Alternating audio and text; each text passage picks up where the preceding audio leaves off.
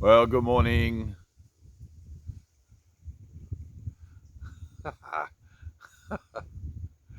Good morning.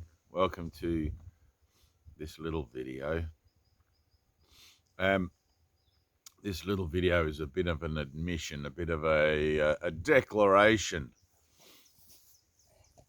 if you like. I've been meaning to make it for a little while now, simply because I have to, I guess. I have a terminal disease.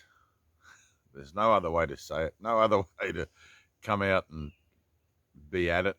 I have a terminal disease, and it's called death.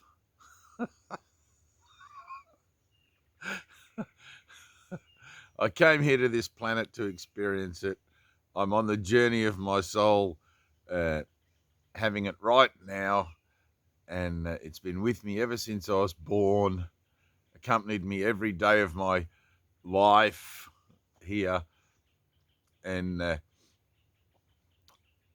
some point it's going to rob me of my ability to make videos and present myself to you in this manner. So I thought I'd make my obituary, and I guess, or whatever this is. There seems to be, and I'm just looking from, when you do these ones on Facebook with your finger and you scroll through all the posts, and I don't know if your Facebook experience is like mine, but on mine I have almost every post by my friends that they put up is something spiritual. And then, of course, there's the ones that are concerned about Donald Trump or whoever the new guy is in power at the moment, if you call that power, and a few other things from a plague that we're having, apparently, things like that. So there's always things to be concerned about in the world. There's always, if you want to engage in the world, you'll find plenty of stuff to engage with, and you'll get the results of doing so, which will be incredibly disturbing to your peace of mind, as it's meant to be. That's what the experience is. The experience of the human condition is one of suffering and death and pain and getting old and sick and all of that sort of stuff. And of course, when you've had enough of that, you can turn within, go within, and find a spiritual journey in life, find a spiritual path where you learn to laugh at all your beliefs in those sorts of things, because you've discovered something else. You've experienced something else about yourself which is wholly true, which is that you are eternal and that you can never die. And that's probably going to be more threatening to you than the idea of a plague.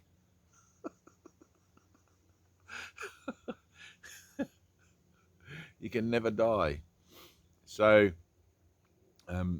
you're eternal and you're whole and you're perfect as God created, and it doesn't matter how many bad things or good things or whatever you do on the earth, it's not going to change that in one little iota. And I don't even know what an iota is. That could be something big. So at some point you have to lay the body aside. At some point this vessel becomes unuseful. Maybe when it's completely rickety and devoid of semen and, impractical that it has any physical purpose. And maybe at a certain point when the transition of the mind of using the body as a vessel to express and to share ideas based on a new perception of life, a spiritual perception of life, maybe when that's done for the individual on an individual level, the body can be laid aside, etc. So, but at some point, there's this kind of admission that you have to make, and that I keep it here, I have to make, that the body's a temporary learning device, and that's it. Whatever goes on out in the world is part of that I react to, is part of my school of life, to show me where my triggers are, to show me where it is that I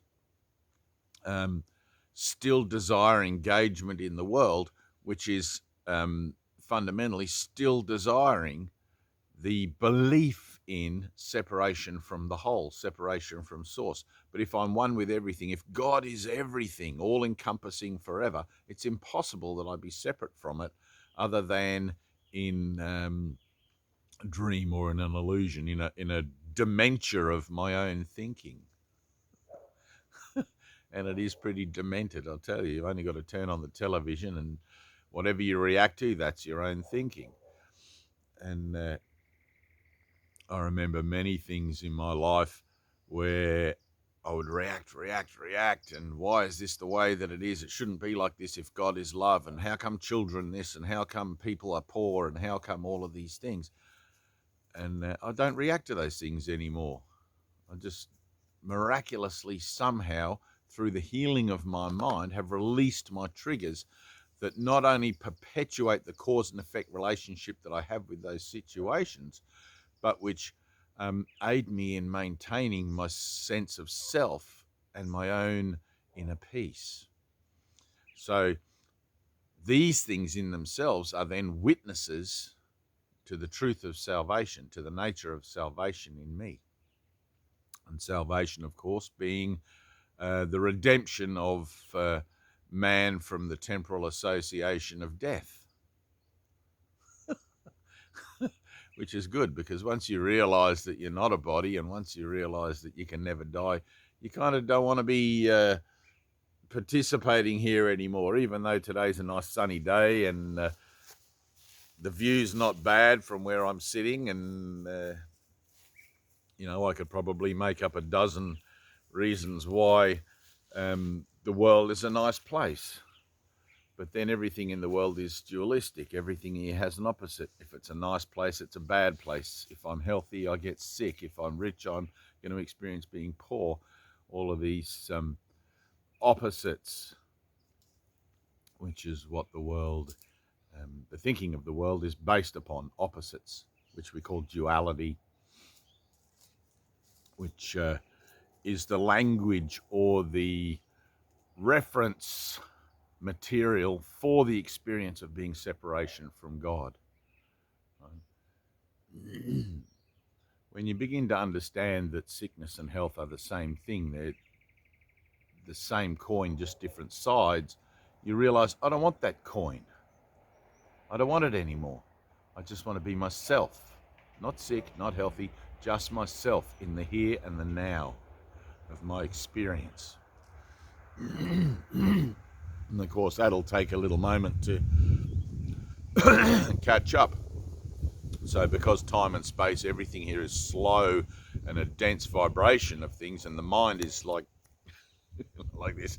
You can have a million thoughts a day, but mind projects out onto the world the nature of its denial, and this makes up what we see in a dense vibration of light as what we call slow time. So when I change my mind about what I think I am here in my thinking, it takes a minute for it to catch up with the experience that I find myself in out there. So as soon as I say I'm not interested in health or sickness, that doesn't mean that I will immediately be not subject to either of those polarities of belief about myself as being a body. It means that the catalyst for those things, which is the stories that I buy into, etc., and the reactions that I have to the ideas of health and sickness out there, the catalysts of those things are going to take a moment to show up for me so that I can put into practice the determination I have to liberate myself, or to accept the liberation that has been given to me through Christ for myself from those things. Right? So there's slow time. Just because I say I'm whole and perfect as God created me, that doesn't mean that I instantly walk on water or heal the sick and raise the dead. There's a moment where these things catch up to let's say, a vibratory level where first you have to witness the changes in your own mind occurring through that, firstly, willingness to change, and then through witnessing that change in your relationships out there as they show up. You can't just call everybody in and say, look, I've changed my mind now and I want to see things differently. People are going to look at you like you're crazy. You have to be the difference in the situations as they eventuate. You are the miracle. I am the miracle. Right? So I think it was Gandhi who said, be the difference in the world that you want to see. And that's how you choose to be that difference here. And then when the opportunity shows up for you, because it will in slow time, the regular cast and crew of your emotional experience are going to come around to you again in some form you can understand. And you're either going to react to it in the old way, or you're going to stand defenseless in the willingness to accept that there's another way to react to it, but that perhaps maybe you don't know how, and you can be shown, right? So higher mind, show me how to respond to this. What should I do? Where should I go? Who should I talk to? What should I say? All of these sorts of things. And in that regard, and this is kind of exciting, I guess, as far as salvation goes. In that regard, Michelle and Dean and I today are off to see another brother who is perhaps, I have to say perhaps because all things according to God's will, perhaps going to help us with funding for A Course in Miracles books, which we will be able to give out for free, or at the very least sell at cost price or something. So we're going expecting a miracle, right? Because we're entitled to miracles. We're entitled to miracles. And that is the mindset of a liberated mind. I'm entitled to miracles. It doesn't matter my past, your past. It doesn't matter the situation we find ourselves in where we think we're not worthy or any of this. Forget all that. If God says you're worthy, you're worthy. You're created as a child of God, and no dream, no illusion, no dementia of an idea of being separate from that can change that. And that's where the breaking free comes in. That's where the determination to stand up and make a declaration. No, I don't want to believe in health and sickness. I don't want to believe in poverty and wealth. I'm done with all that. Right? There has to be a bottom line. There has to be a moment in your life where you say to yourself, nope, I'm done with that. I don't know what a better way is, but I'm determined to find it. And then when you leave that space empty, right? Nature abhors a vacuum. There's no lack in God, right? Nature abhors abhors a vacuum was a quote by, or a statement by Albert Einstein. So we've got it from science and from spirituality there. But and because there is no lack in God, something else will come to you to fill that void, to fill that idea of a void, and you will be fulfilled. Leave the cup empty and it can be topped up. If you come to the moment with a cup already full, what more can be given?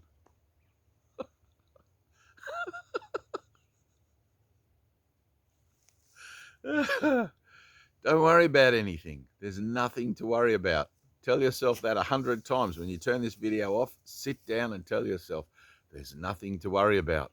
There's nothing to worry about. Repeat it 100 times out loud, and then 50 times, and then 50 times in your mind. And then at the 100th time, just be still. Don't repeat it anymore, and don't allow anything else to come in. Have an experience. All right, well, I love you. And remember, leave the slate clean. Leave the cup empty. Go to the next moment with no expectation, no desire, just a willingness for change, a willingness to become the witness to the miracle that you are, that is waiting to reveal to you the nature of the truth of you and your brother as one.